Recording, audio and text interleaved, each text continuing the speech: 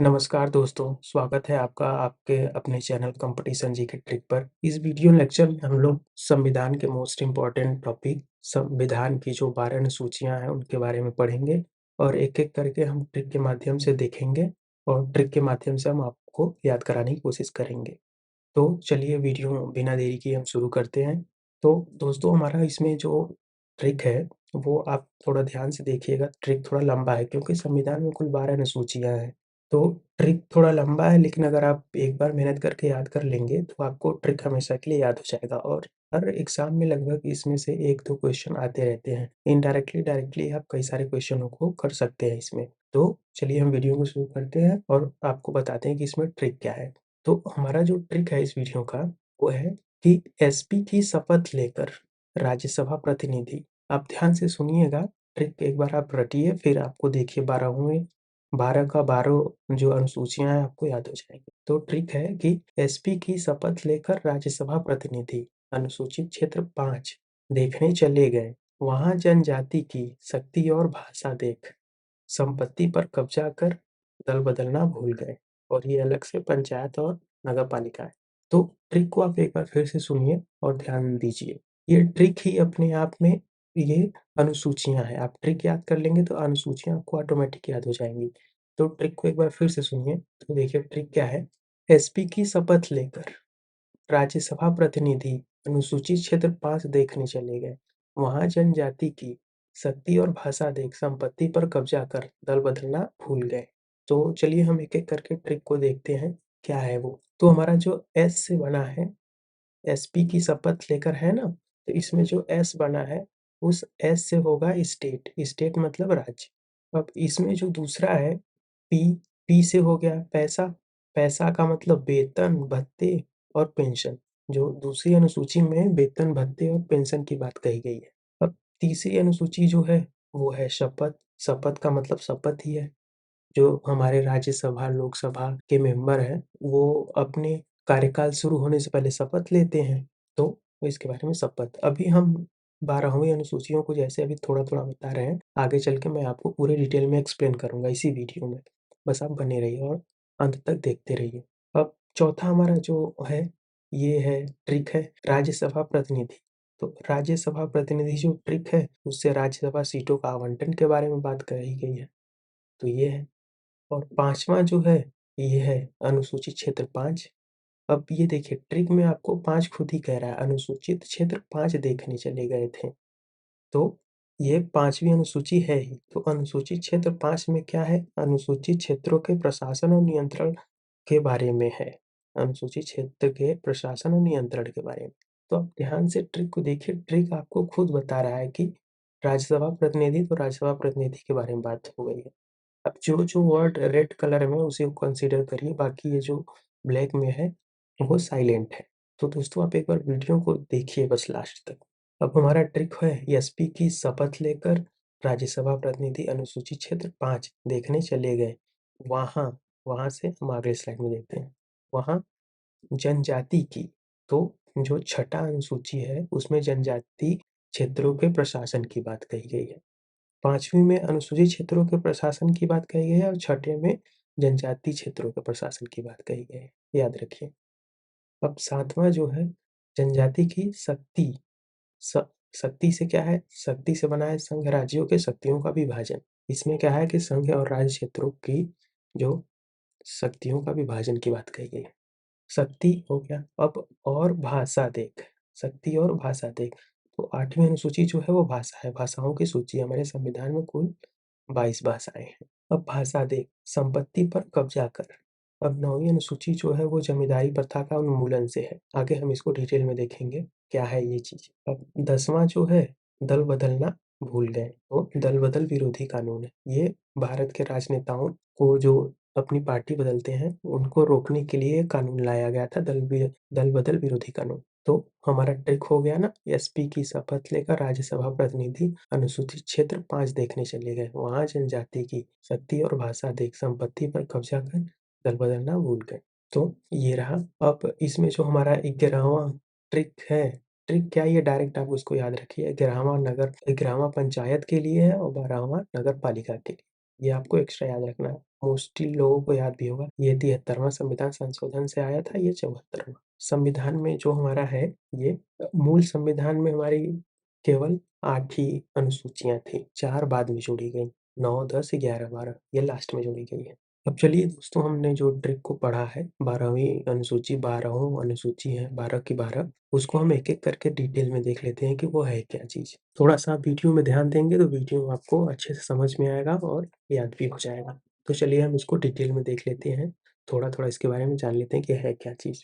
तो पहली अनुसूची जो है, वो बात करता है कि संघ और उसके क्षेत्र राज्यों का नाम और उसके क्षेत्रीय अधिकार क्षेत्र को सूचीबद्ध करता है। एक्चुअली क्या है कि ये जो पहली अनुसूची है, वो यूनियन, स्टेट और जो हमारी यूनियन टेरिटरी है, जो भारत और भारत के राज्यों और उसके संघ शासित प्रदेशों के बारे में बात करता है। इस नाम के बदलाव को, नाम के विस्तार को, एक राज्य से दूसरे राज्य में अगर कोई टूटता है, कोई नया राज्य बनता है, तो इन सब के बारे में ये पहली अनुसूची बात करता है। अब दूसरी अनुसूची देखते हैं क्या है।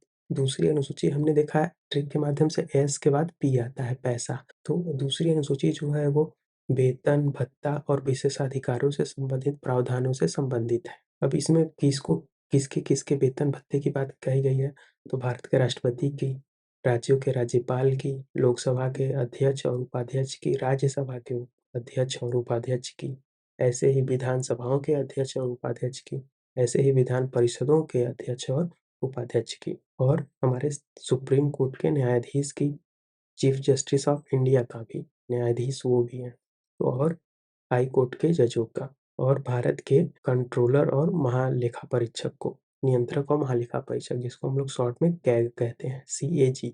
अब हो गया। अब चलिए हम तीसरे शेड्यूल की तरफ चलते हैं, तीसरी अनुसूची।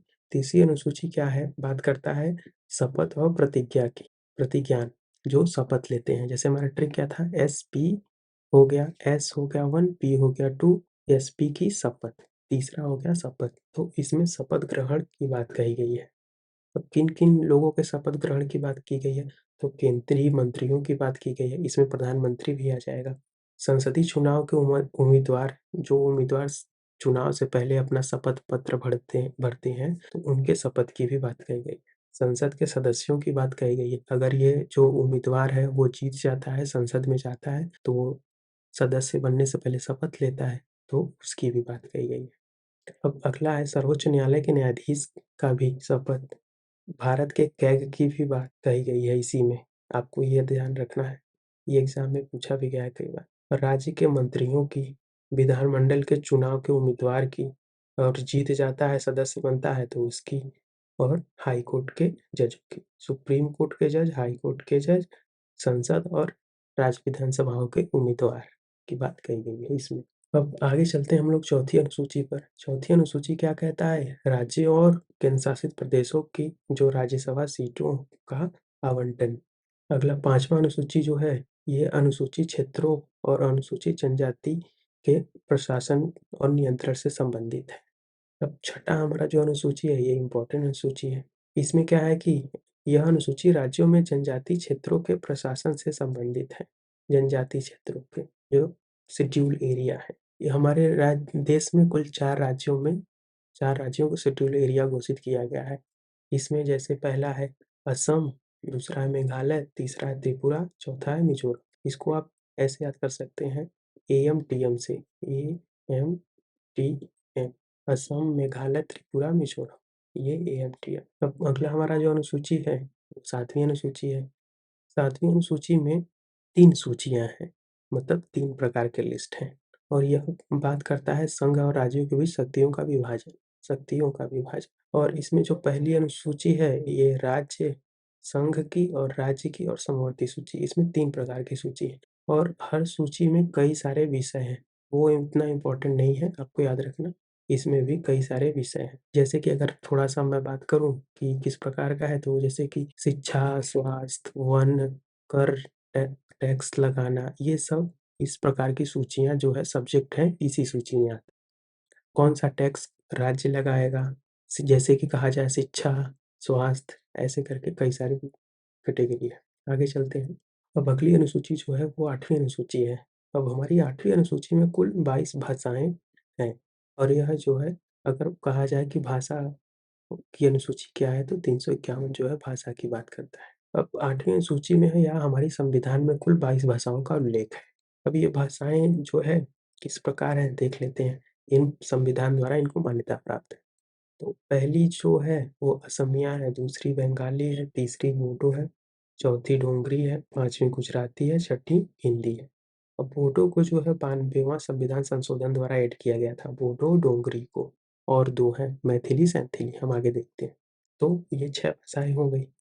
और 7वीं भाषा कन्नड़, कश्मीरी, कोंकणी, मैथिली, मलयालम, मणिपुरी, मराठी, नेपाली, उड़िया। और इसमें ध्यान दीजिए कि कोंकणी को 71वीं संविधान संशोधन द्वारा जोड़ी गई थी और मैथिली को 92वां संविधान। ऐसे ही मणिपुरी को 71वीं और नेपाली को भी 71। तो 71वीं संविधान संशोधन द्वारा 3 भाषाएँ जोड़ी गई थी। नेपाली, मणिपुरी, कोंकणी। इसको नमक से आप याद रखें। आगे चलते हैं।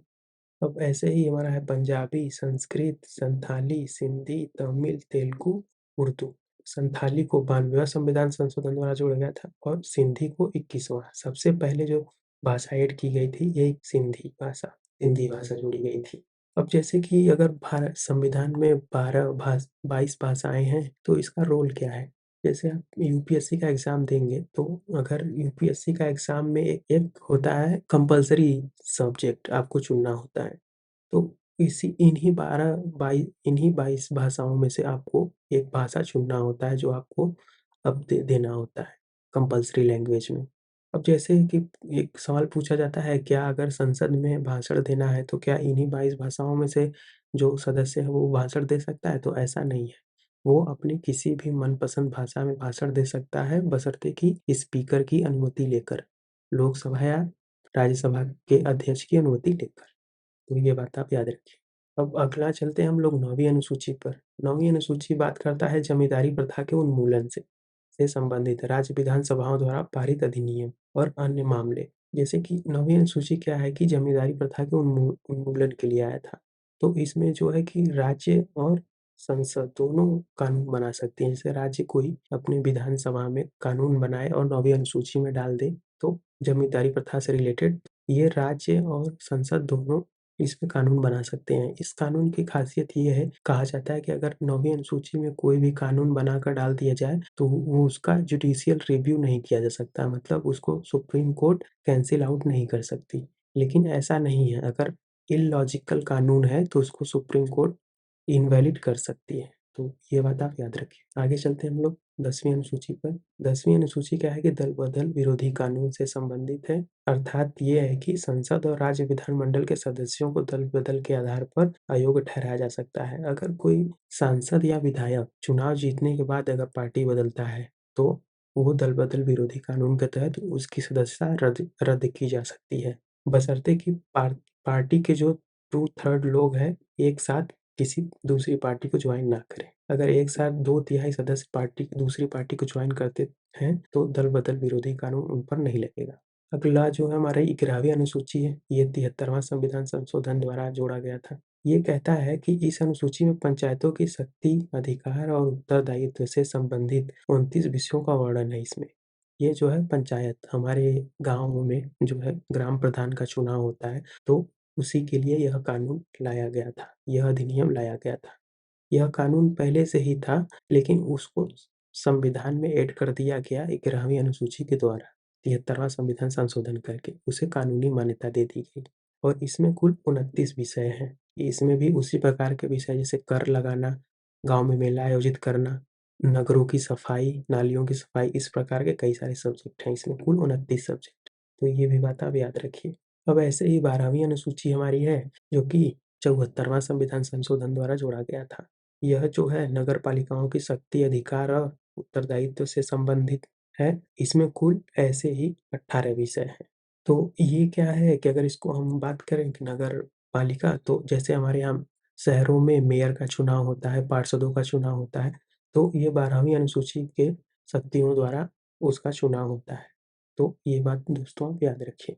तो दोस्तों, आई होप कि आपको वीडियो पसंद आया होगा। अगर वीडियो आपको यह पसंद आता है तो वीडियो को लाइक कीजिए, कमेंट कीजिए और दोस्तों के साथ शेयर कीजिए और चैनल को सब्सक्राइब कीजिए। और उसको बेल आइकन को प्रेस कीजिए, जिससे कि अगर कोई वीडियो मैं डालता हूँ तो आपको नोटिफ़िकेशन प्राप्त हो सके। धन्यवाद मित्रों। जय हिंद।